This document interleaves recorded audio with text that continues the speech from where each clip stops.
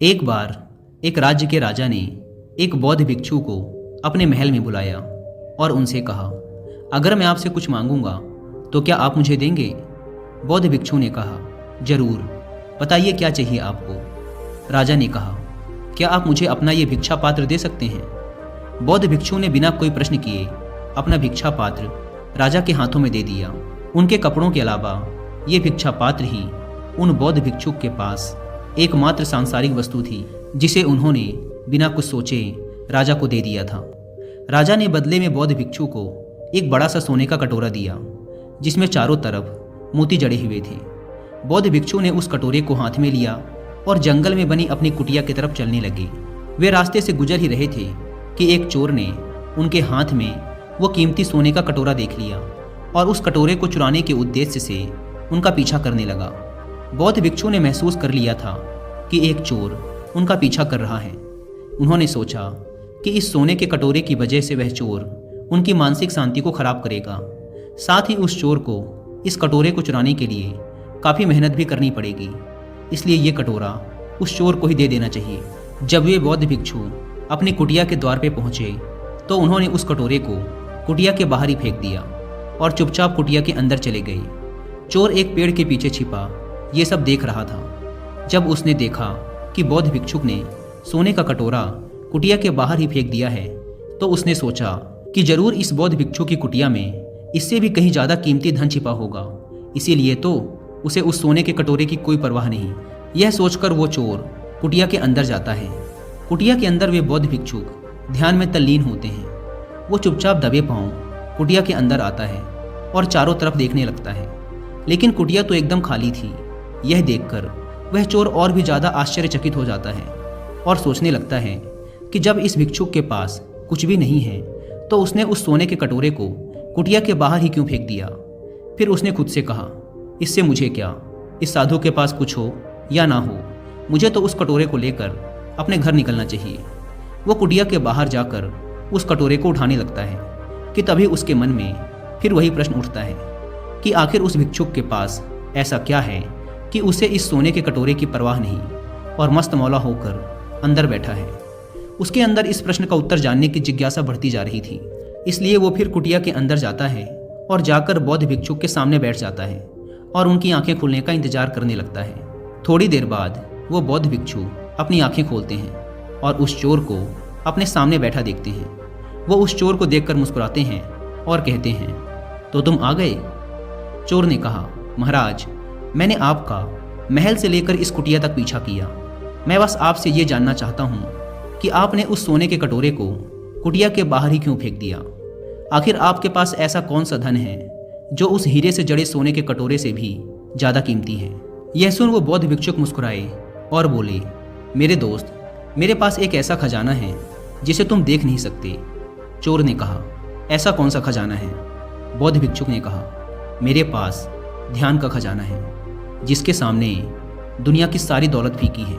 यह सुन वो चोर उन बौद्ध भिक्षुक के पैर पकड़ लेता है और कहता है, महाराज, हो सके तो मुझे माफ़ कर दें। मैं एक लुटेरा हूँ और मैं यहाँ आपको लूटने आया हूँ, लेकिन आप तो एक संत आदमी निकले। आपसे मुझे इस दुनिया की कोई धन दौलत नहीं चाहिए। क्या आप अपने ध्यान के खजाने से मुझे एक छोटा सा हिस्सा दे सकते हैं ताकि मैं भी आपकी तरह शांति को प्राप्त हो सकूं? यह सुन बौद्ध भिक्षुक ने मुस्कुराते हुए कहा, मेरे दोस्त, अगर तुम चाहो तो तुम भी मेरी तरह ध्यान के उस अनंत खजाने को प्राप्त कर सकते हो। बस इसके लिए तुम्हारे अंदर एक मजबूत संकल्प शक्ति का होना जरूरी है। यह सुन उस चोर ने कहा, महाराज, लेकिन मुझे ध्यान करना नहीं आता। कृपया सबसे पहले आप मुझे ध्यान करना सिखाएं। बौद्ध भिक्षु मुस्कुराए और बोले, मेरे दोस्त, ध्यान करना बहुत आसान है। यहाँ तक कि तुम्हें ध्यान करने के लिए कुछ भी खास नहीं करना। सबसे पहले तुम्हें एक शांत और आरामदायक जगह का चुनाव करना है। फिर एक चटाई बिछाकर उस पर बैठ जाना है ताकि तुम्हारा जमीन से संपर्क ना रहे, और इस बात का ध्यान रखना कि तुम्हारी रीढ़ की हड्डी एकदम सीधी रहे। फिर तुम्हें अपनी दोनों हथेली अपने घुटनों पर रखनी है। याद रखना, हथेली ऊपर की तरफ होनी चाहिए। अब तुम्हें अपनी आंखें बंद कर लेनी है और लंबी व गहरी सांसें लेनी है। कोशिश करना कि जब तुम सांसें लो तो तुम्हारा पेट सांसों के साथ ही अंदर और बाहर हो। इससे सांसें लंबी और गहरी होती हैं। इसके बाद धीरे धीरे अपनी सांसों को सामान्य अवस्था में आने दो और हर एक आती जाती सांस पर अपना ध्यान केंद्रित करो। कोशिश करो कि तुम सांस के आने जाने रुकने हर एक अवस्था को महसूस कर सको। एक भी सांस तुम्हारे महसूस किए बिना नहीं गुजरनी चाहिए। केवल आती जाती हुई सांसों पर ही पूरा ध्यान दो।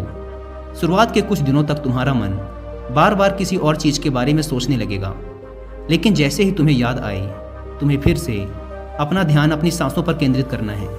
तुम्हें और कुछ नहीं करना, बस पूरी जागरूकता के साथ अपनी आती जाती सांसों पर ध्यान देना है। समय के साथ तुम्हारी सांस लेने की गति धीमी होती चली जाएगी।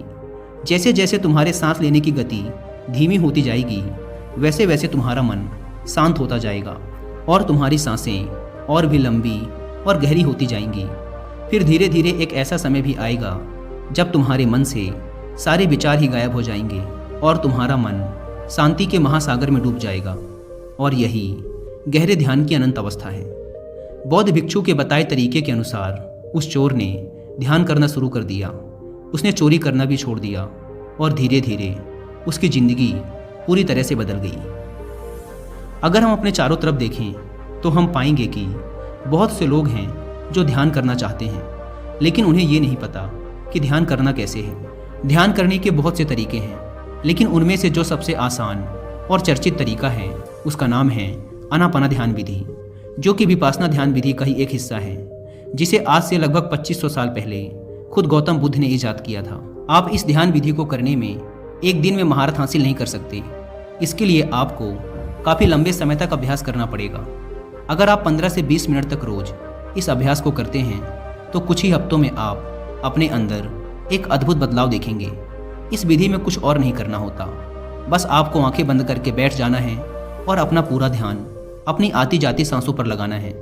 इस विधि में आपकी सांसें आपके मन के लिए एक लगाम की तरह काम करती हैं। जैसे हम एक घोड़े को उसकी लगाम के माध्यम से अपने नियंत्रण में रख सकते हैं, ठीक उसी प्रकार हम अपनी सांसों को नियंत्रित कर अपने मन को भी अपने नियंत्रण में रख सकते हैं। हम आती जाती सांसों पर अपना ध्यान केंद्रित करना शुरू कर देते हैं, तब हमारी सांसें गहरी और धीमी होना शुरू हो जाती हैं। और जैसे जैसे हमारी सांसें धीमी और गहरी होती चली जाती हैं, वैसे वैसे हमारे मन से विचारों के उठने की तीव्रता भी कम होती चली जाती है।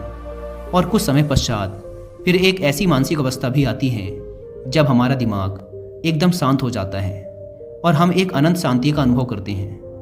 अपनी सांसों पर लगातार ध्यान देने के लंबे अभ्यास के बाद हम अपने आप को अपने शरीर और अपने मन से अलग महसूस करना शुरू कर देते हैं। और यही गहरे ध्यान की अवस्था है और इसी अवस्था में सारे दुखों का अंत है।